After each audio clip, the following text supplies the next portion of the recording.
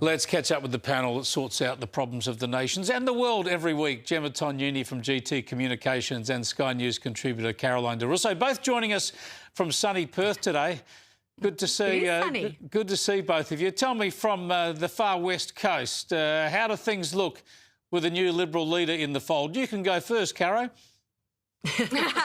Funny that. Well, look, the party room made its decision on Friday, and obviously that was quite an emphatic decision. Look, I've tried to, when you run the organisation part of the party, it's really important that we stick to our knitting, and we obviously remain disciplined on things like this and leave to the party room what's their business.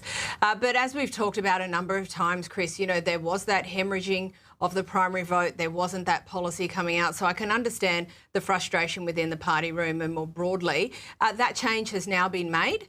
And look, I think a lot of people are relieved that there has been a change, that there's a potential, to change course. But ultimately, Chris, things are still not great, and a massive amount of work needs to be done. So, my message to everyone is start rolling your sleeves up, because there's plenty to do, and there's no easy way out of this.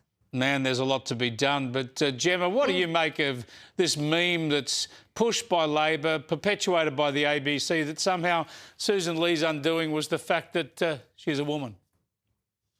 Have they heard of Julia Gillard? I mean, these people are incorrigible. Is the blood still dripping from the knife between her shoulder blades all these years later?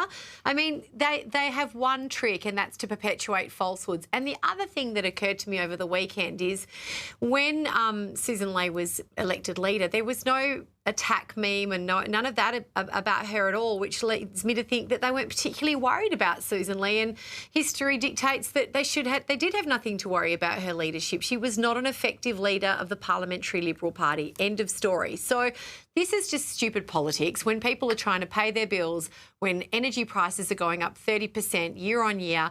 I don't think this is the strategy. It's not the flex that you think it is, guys. It just makes you look like a bunch of dills who are disconnected from average Australians like you and I.